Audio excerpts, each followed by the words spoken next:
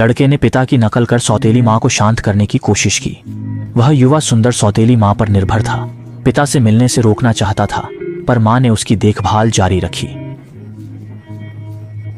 लड़के की मां के निधन के कुछ समय बाद पिता ने युवा सुंदर एमी से शादी कर ली। एमी ने अपनी कोमलता से लड़के का दिल जीतने और मां की भूमिका निभाने की पूरी कोशिश की। समय के साथ लड़के की भावनाएं एमी के प्रति बदली। कुछ व्यवहार उम्र से ज्यादा परिपक्व हो गए। एमी ने सौतेले बेटे की आंखों में बेचैनी देखी, पर अच्छाई के कारण जांच नहीं की। लड़का दिखने से मासूम पर चालाक था, जिससे दोनों मुश्किल स्थिति में पड़ गए। एक दिन एमी ने फर्श में छेद देखा, जिससे उसके बिस्तर को देखा जा सकता था। लड़के के व्यवहार को याद कर एमी ने उससे पूछताछ की, पर उसके जवाब चौंकाने वाले थे।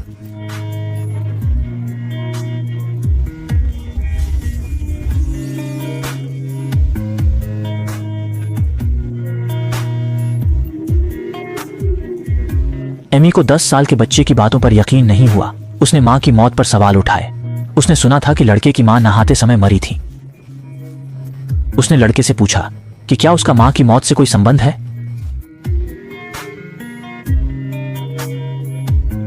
लड़के की बातें सुन एमी ने पति को बुलाया, पर जब वे देखने गए तो छेद गायब था।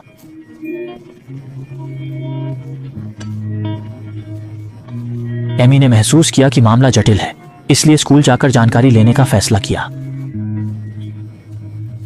पता चला कि लड़के को स्कूल से निकाल दिया गया था क्योंकि वह दूसरों की जासूसी करता था। अगर स्कूल ने समय पर यह न पकड़ा होता तो परिणाम और बुरे हो सकते थे। प्रिंसिपल ने एमी को सलाह दी कि वह लड़के को मनोचिकित्सक दिखाए।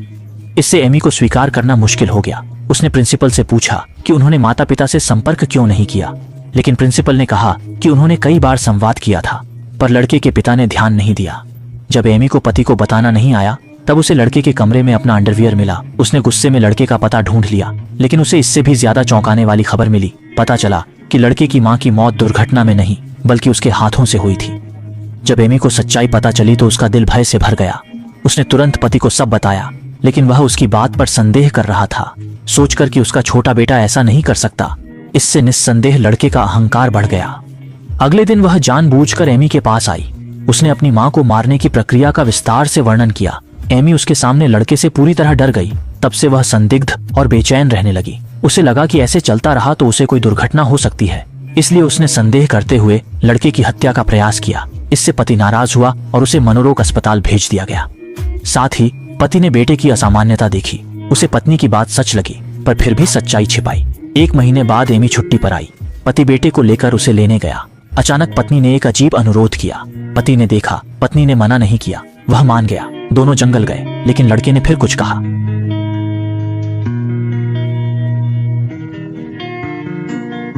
एमी ने दृढ़ता से कहा कि पिता के रहते यह मुश्किल है। लड़के ने कहा वह उन्हें गायब कर सकता है। एमी जानती थी लड़का लाइलाज है, फिर भी उसने शांत रहकर उसे चूम लिया। एक कार तेजी से आई। एमी ने लड़के का खिलौना सड़क पर फेंका। वह बिना सोचे दौड़ा और कार से टकराकर मर गया। सब कुछ ठीक लग रहा था, पर यह एमी का सावधानी पूर्वक योजनाबद्ध आत्मरक्षा का कदम था।